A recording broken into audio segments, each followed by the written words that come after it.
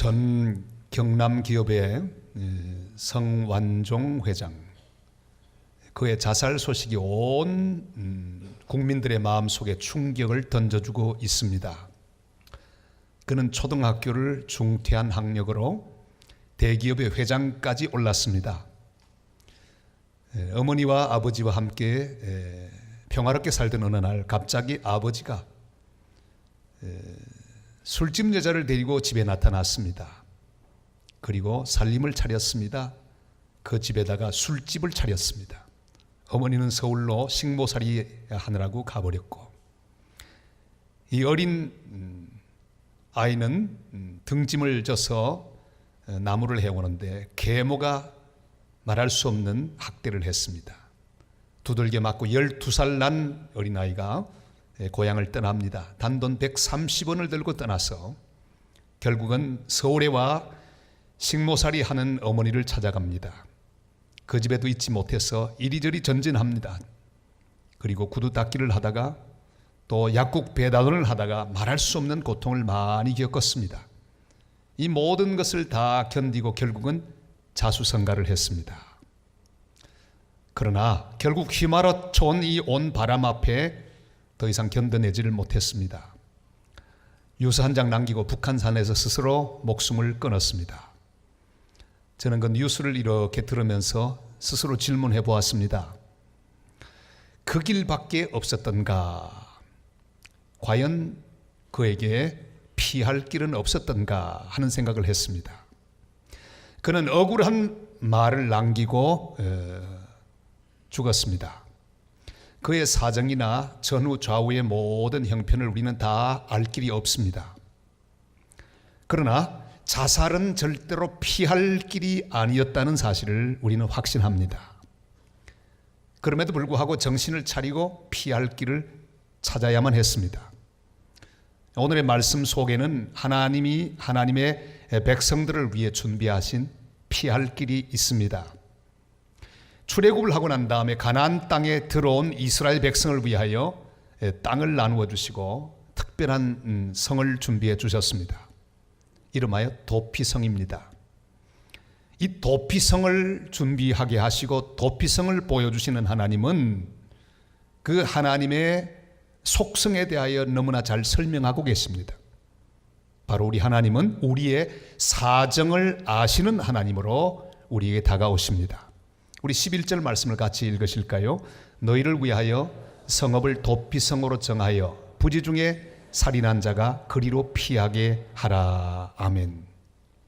고의로 한 살인이 아니라 부지 중에 사고가 있을 수 있음을 하나님은 아셨습니다. 예를 든다면 나무꾼이 도끼를 들고 나무를 하다가 그만 도끼날이 도끼자루에서 빠졌습니다. 휙 하고 날아가는데 지나가는 사람의 머리를 쳤습니다. 이렇게 일어난 고의가 아닌 우발적인 사고.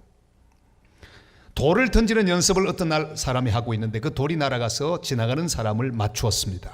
사고가 났습니다. 이런저런 여러 가지 인간이 어찌할 수 없는 사고들은 늘 우리 사회에 존재합니다. 별의별 일들이 다 있습니다. 도저히 설명할 길 없는 억울한 일을 당하기도 합니다. 지금 미국에 있는 우리 입양된 우리 한민족의 피를 가진 사람, 에론 빌링스라고 하는, 권성호라고 하는 이름을 가진 이 청년, 그는 지금 대단히 억울한 일을 당하고 있습니다. 3살 때 미국으로 입양이 되어 갔습니다.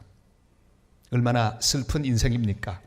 그런데 그를 입양해 간 양부모는 그를 학대했습니다. 영주권도 준비하지 않고 시민권도 준비하지 않고 그냥 그대로 학대하며 그를 키웠습니다. 너무 힘든 세월을 지나던 이 빌링스가 어느 날 여행 중에 길에서 차를 하나 얻어 탑니다. 얻어 탄 그 차가 하필이면 차를 훔치고 도망가던 사람의 차였습니다. 함께 도매금으로 그는 입건당합니다. 절도범이 되어서 복역합니다. 그는 언어 장애가 있었기 때문에 자기의 사정을 충분히 설명하지 못했습니다. 23년 동안 살아온 땅에서 쫓겨날 억울한 상황에 그가 있습니다. 여러분, 이런저런 여러 가지 억울한 일을 당하는 사람들이 많이 있는 것들을 바라보는 이 시대에 우리가 살고 있습니다. 하나님 우리를 향해 이렇게 말씀하십니다. 하나님은 억울한 자의 하나님이시라고요. 사울왕을 피해 도망가던 다윗과 그와 함께한 400여 명의 억울한 사정을 하나님은 잘 알고 계십니다. 다윗이 억울했습니다. 아무런 잘못도 없는데 그는 도망자의 신세가 되었습니다. 다윗과 함께 하기 위해서 온 400명 모두 다 억울하고 원통한 자들이었습니다. 억울하게 애굽의 감옥에 갇힌 요셉의 사정을 하나님은 잘 알고 계셨습니다. 어떤 90세 난 노인이 이런 말을 했습니다. 인생에는 눈 깜빡일 사이에 별의별 일이 다 일어난다. 그러나 하나님은 결단코 눈을 깜빡이지 않으신다. 재밌는 말이 아닙니까? 여러분, 우리가 눈 깜빡할 사이에 사고도 일어납니다. 도적도 맞습니다. 그런데 우리가 이 세상 가운데 희망으로 살 수 있는 이유가 있습니다. 그것은 바로 우리 하나님은 눈도 깜빡이지 않고 눈 깜빡일 시간도 없이 우리에게 눈을 떼지 않고 우리를 지켜보시는 하나님이시기 때문입니다. 그 말 성경 속에 있습니다. 시편 121편 3절 4절 말씀 다 같이 읽습니다. 여호와께서 너를 실족하지 아니하게 하시며 너를 지키시는 이가 졸지 아니하시리로다. 아멘. 눈도 깜빡이지 않고 우리를 지켜보고 계시는 주님을 믿는다면 너무 억울하다고 답답해하지 말아야 합니다. 주님이 우리의 사정을 알고 계시기 때문입니다. 주님이 내 억울함을 알고 계시기 때문입니다. 바로 그 하나님께로 피하는 것이 우리 인생의 해답입니다. 왜냐하면 하나님은 우리에게 피할 길을 준비하시는 하나님이시기 때문입니다. 우리가 주님께로 피하여 들어갈 때 주님은 우리에게 피할 길을 준비하는 주님으로 우리에게 다가오십니다. 오늘 12절 말씀을 한번 같이 읽을까요? 이는 너희가 복수할 자에게서 도피하는 성을 삼아 살인자가 회중 앞에 서서 판결을 받기까지 죽지 않게 하기 위함이니라. 아멘. 하나님은 억울한 자를 위해 도피성을 준비하셨습니다. 거기서 억울함을 풀기까지 머물게 하셨습니다. 그리고 그 도피성, 이 도피성이 한 곳도 아닌 여러 지역 6곳이나 되는 많은 곳에 이 도피성을 하나님은 예비해 놓으셨습니다. 요단 동편에 3개, 가나안 땅에 3개, 이렇게 6곳에 도피성을 준비하신 하나님의 그 귀한 마음을 우리는 읽을 수 있습니다. 어디서나 억울한 처벌을 당하지 말고 달려라. 내가 너희들의 억울함을 들어주마.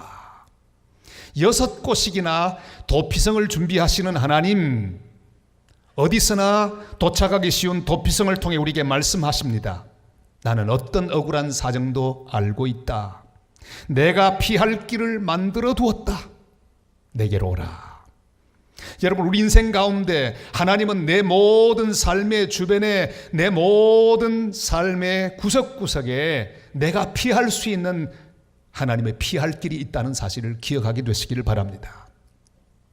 요즘은 젊은이들이 세계 여행을 많이 합니다. 한 청년이 대학 3학년 때 학업을 중단하고 세계 여행을 떠났습니다. 여기저기를 떠났는데 몽골의 고비 사막에 도착을 했습니다. 저게 고비 사막입니다. 굉장히 광활한 사막인데 무려 450km를 횡단하는 계획을 세웠습니다. 물을 40리터를 준비를 했는데 가다 보니 헤매게 되었습니다.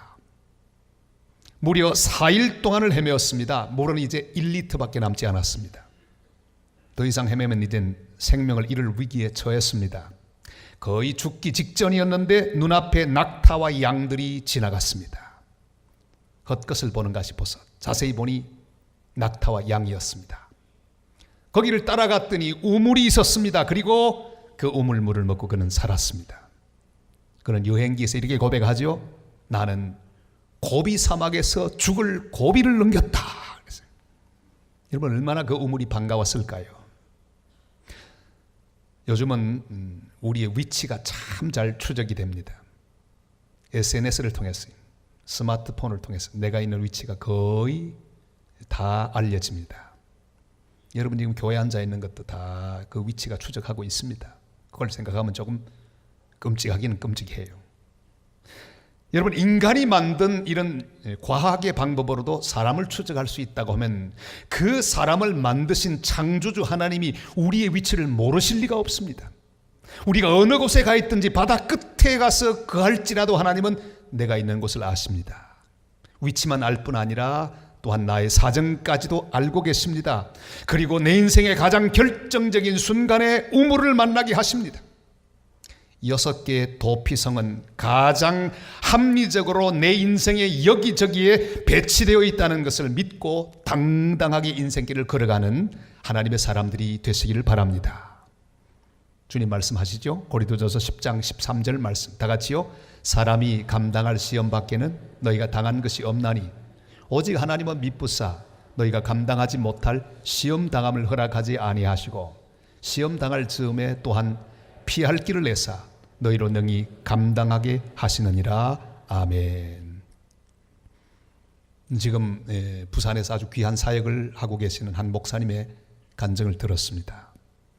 어릴 때 마당에서 놀다가 친구들하고 놀다가 공이 어느 집 담장으로 넘어갔습니다. 요즘은 그런 집이 별로 없지만은 옛날엔 거의 이 높은 담장집에 사는 사람들은요, 담장 위에다가 쇠창살을 박아두었습니다. 이 소년이 그 담을 넘어서 공을 찾으러 가다가 그만 그 쇠창살에 눈이 찔리고 말았습니다. 한쪽 눈이 실명했습니다. 기가 막히죠. 그는 그때부터 절망에 빠집니다. 한쪽 눈을 잃어버린 소년, 희망이 보이지 않습니다. 그저 하루하루를 고통 가운데 보냅니다. 그런데 어느 날 옆집에 있는 아저씨가 찾아왔습니다. 그리고 전도했습니다. 얘야, 성경 보는 말이야, 두 눈을 가지고 지옥에 가는 것보다 한 눈 가지고 천국에 가는 게 훨씬 낫다고 그랬다. 너 예수 믿어라. 그 말이 그에게 희망이었어요. 그리고 예수를 믿었습니다. 그때부터 그의 인생이 새로워졌습니다. 주님께서 만나게 하시는 그 아저씨가 그에게 피할 길이었습니다. 그는 교회 갔고 주님을 영접했습니다. 인생의 가장 비참한 상황 가운데서 주님은 그를 받아주셨습니다. 행복하게 지금 얼마나 목회를 잘하고 계시는지요. 사랑하는 여러분, 지금 도망갈 길이 보이지 않고 사면초가처럼 느껴져도 고개를 들어 주님을 바라보실 수 있기를 바랍니다. 우리의 피난처가 되시는 주님이 아주 가까이 계십니다. 하나님 나를 위해 준비해 놓으신 내 인생의 피난처, 내 인생의 도피성은 여기저기 있습니다. 우린 주님께로 달려가야 합니다. 주님께 숨어야 합니다. 주님께 피해야 합니다. 주께서 우리의 사정을 알고 사정을 다 맡아주시며 우리의 삶을 새롭게 하여 주실 것입니다. 이사야 55장 6절 7절 이렇게 우리에게 말씀하죠. 다 같이요. 너희는 여호와를 만날 만한 때 찾으라. 가까이 계실 때 그를 부르라. 악인은 그의 길을, 불의한 자는 그의 생각을 버리고 여호와께로 돌아오라. 그리하면 그가 긍휼히 여기시리라. 우리 하나님께로 돌아오라. 그가 너그럽게 용서하시리라. 아멘. 억울한 일을 당하셨습니까? 아무도 몰라주는 고통 가운데 있으십니까? 걱정 가운데, 염려 가운데 있으십니까? 그냥 그대로 있으면 원수의 공격에 노출당할 수밖에 없습니다. 포기할 수밖에 없습니다. 그냥 그대로 있으면 슬픔이 우리를 삼킬 수밖에 없습니다. 절망이 우리를 삼킬 수밖에 없습니다. 좌절이 우리의 숨통을 조이게 될 것입니다. 그러길 우리는 일어나서 회개하는 마음으로 나의 잘못을 주님 앞에 던지고 새로운 마음으로 우리의 도피성이 되시는 예수 그리스도를 향해 달려가야 합니다. 그가 우리를 받아주실 것입니다. 주님 말씀합니다. 지금이 바로 은혜를 받을 만한 때요 구원의 날이라고 말씀하고 계십니다. 도피성이신 주님께로 들어가서 주님 품에 안기는 복된 하나님의 사람들이 다 되시기를 바랍니다. 하나님이 준비하신 피할 길이 되는 도피성에 들어온 이 억울한 자, 그는 그 성 안에 머물러 있어야 합니다. 나가면 안 됩니다. 언제까지? 대제사장이 죽을 때까지 머물러야 합니다. 우리 28절 말씀을 같이 읽으실까요? 이는 살인자가 대제사장이 죽기까지 그 도피성에 머물러야 할 것임이라. 대제사장이 죽은 후에는 그 살인자가 자기 소유의 땅으로 돌아갈 수 있느니라. 아멘. 출애굽의 마지막 놀라운 역사 가운데 장자 죽는 재앙이 있습니다. 10가지 재앙 중에 마지막 재앙, 그 죽음의 천사가 오기 전에 이스라엘 백성은 양을 잡아서 바로 좌우 임방과 문설주에 그 피를 발라야 합니다. 그리고 그 피 바른 집 안에 죽음의 천사가 지나갈 때까지 머물러 있어야 합니다. 나가면 도장이 없습니다. 아무리 궁금해도 나가지 말아야 합니다. 밖에서 막 비명소리가 들려도 나가지 말아야 합니다. 문 열고 목을 이렇게 내밀지도 말아야 합니다. 그 집 안에 머물러 있어야 합니다. 여리고성의 기생 라합이 사는 길은 하나밖에 없었습니다. 약속의 붉은 줄을 매단 그 창 안에 있는 집 안에 머물러야 합니다. 모든 멸망이 지나갈 때까지 거기 머물러 있어야 합니다. 라합은 거기 머물렀습니다. 그리고 기어이 살아날 수가 있었습니다. 여러분, 급할 때 한 번 피하는 것이 아닙니다. 주여 하고 주님께 한 번 나의 어려움을 청하고 구하고 하나님의 은혜를 받고 그것으로 끝나는 것이 아닙니다. 주님의 은혜로 내 인생의 위기를 피한 사람은 계속해서 주님 안에 머물러야 합니다. 살만하다고 밖으로 나가면 안 됩니다. 여러분, 궁금해하지도 마시기를 바랍니다. 답답해하지도 마시기를 바랍니다. 계속해서 하나님의 은혜 안에 거하는 하나님의 사람들이 되시기를 바랍니다. 한 목사님은 목회를 시작했는데 지하실을 얻어서 그 교회를 개척을 했습니다. 너무나 힘이 들었습니다. 비만 오면 이 지하실이 침수되었기 때문입니다. 그리고 그 지하실에는 화장실이 없었어. 밤에는 할 수 없이 요강을 사용할 수밖에 없었습니다. 이 목사님 너무나 비참한 생각이 들었습니다. 이게 뭐냐? 그래서 목회를 다 그만두려고 절망 가운데 모든 걸 포기하려고 생각하고 있었습니다. 그런데 어느 날 학교에서 돌아온 딸이 싱글벙글 1등상을 타왔기 때문입니다. 그것도 글짓기 대회에서 1등상을 탔어요. 물었습니다. 무슨 글로 1등을 받았느냐? 자기가 쓴 글을 보여주었습니다. 제목은요, 지하실과 요강. 깜짝 놀랐습니다. 그 내용을 읽었습니다. 자기는 죽을 맛인데 바로 자기 딸은요, 지하실과 요강, 불편하게 살고 있지만 그러나 엄마 아빠와의 행복한 그런 삶을 그리고 있었어요. 그는 은혜를 받습니다. 아하, 자기는 지금 절망 가운데 있지만 이 딸은 그 모든 것들을 보면서 오히려 감사하고 기쁨 가운데 엄마 아빠와 사는 삶을 그렇게 잘 기록하여 1등상을 받게 되었구나. 여러분, 귀향살이 하는 곳은 다 경치가 좋습니다. 근데 요즘은 그 귀향살이 갔던 사람들이 살았던 그 머물렀던 절망의 땅이 다 명성지로 바뀌었어요. 지금 여행하는 사람들이, 휴가를 즐기는 사람들이 그곳에 갑니다. 귀향 온 사람하고 휴가 간 사람의 차이가 뭡니까? 장소는 똑같은데요, 한 사람은 절망합니다.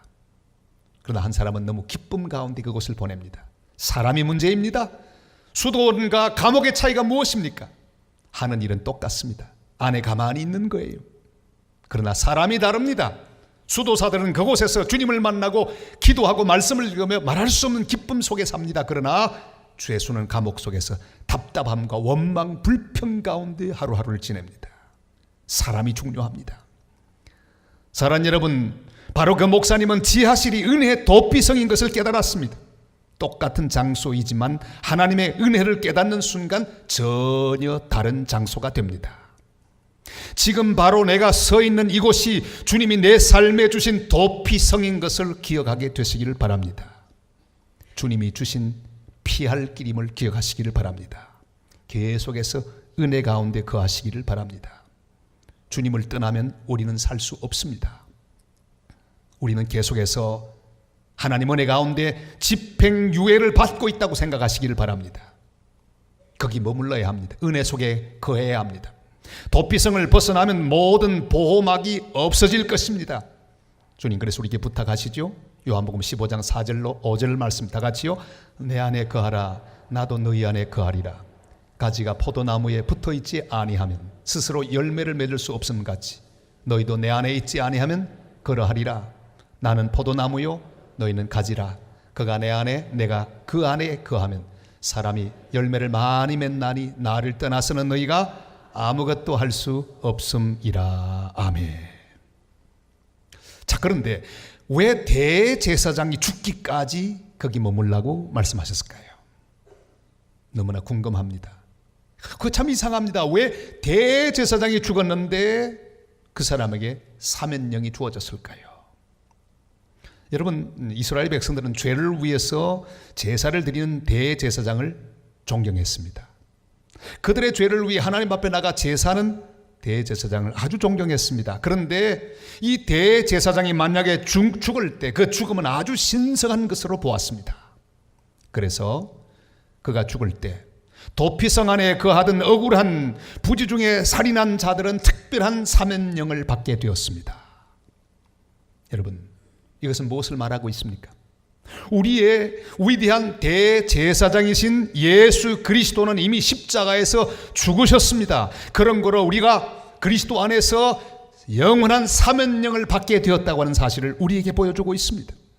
히브리서 13장 11절로 12절이 이렇게 말씀하죠. 다 같이요. 이는 죄를 위한 짐승의 피는 대제사장이 가지고 성소에 들어가고 그 육체는 영문 밖에서 불사름이라. 그리스도 예수도 자기 피로서 백성을 거룩하게 하려고 성문 밖에서 고난을 당하셨느니라. 아멘. 그렇습니다. 우리의 대제사장 예수 그리스도는 이미 죽으셨습니다. 그가 십자가에 죽으심으로 우리가 사면받게 되었습니다. 갈라디아 5장 11절이 이렇게 말씀하지요. 다 같이요. 그리스도께서 우리를 자유롭게 하려고 자유를 주셨으니 그러므로 굳건하게 서서 다시는 종의 멍에를 매지 말라. 아멘. 주님은 우리를 위하여 십자가에 죽으셨습니다. 부활하셨습니다. 그렇다면 우리는 사면되었습니다. 주님이 죽으심으로 우리를 살려주셨습니다. 고린도후서 5장 17절이 이렇게 선포하고 있습니다. 같이요. 그런즉 누구든지 그리스도 안에 있으면 새로운 피조물이라. 이전 것은 지나갔으니 보라 새 것이 되었도다. 아멘. 여러분, 에베레스트 산을 제일 처음 오른 사람이 누구입니까? 저도 한번 제가 올라봤으면 참 좋겠는데 숨이 너무 찰 것 같아요. 우리가 잘 알기는 에드먼드 힐러리 경이라 이렇게 말하죠. 그 틀린 말입니다. 에드먼드 힐러리 경이 아닙니다. 사실은요, 세르파, 네팔 사람, 텐징 노르가이 저 사람이에요. 어떻게 해요?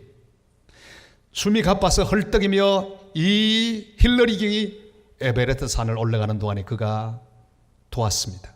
그리고 먼저 에베레스트 산 정상에서 기다리고 있습니다. 옆에서. 지금 밑에는요, 힐러리 경이 헐떡이면서 막 죽을 신용을 하며 올라옵니다. 텐진 노르가이가 어떻게 했을까요? 빨리 조금만 힘내라고. 이제 거의 다 됐다고. 자자야 올라오라. 밀어가지고 사진 찍어주고 자기는 깃발 흔들고. 그러니까 누가 제일 먼저 올라간 거예요? 텐징 노르가이. 그를 돕는 자가 사실은 제일 먼저 있었던 거예요. 사랑하는 여러분, 우리가 인생에 올라온 모든 것은요, 사실은 내가 올라온 게 아닙니다. 우리 주님 예수께서 우리를 구원하셨고 우리와 동행하셨고 우리를 밀어주셨고 인도해 주셨고 끝까지 그의 은혜가 우리를 올라올 수 있도록 밀어주셨습니다. 그의 사랑 때문에, 그의 은혜 때문에 우리가 여기까지 온 줄로 믿습니다. 우리는 그 사랑을 잊지 말아야 합니다. 힐러리는 자랑할 게 하나도 없습니다. 이 텐징 노르가이는 7번씩이나 높은 곳까지 올라갔어요.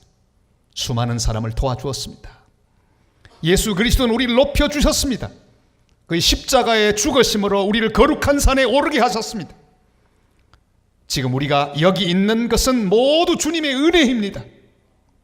우리의 대제사장 예수 그리스도는 이미 십자가에 죽으시고 부활하셨습니다. 우리는 사면되었습니다. 같이 한번 할까요? 우리는 사면되었습니다.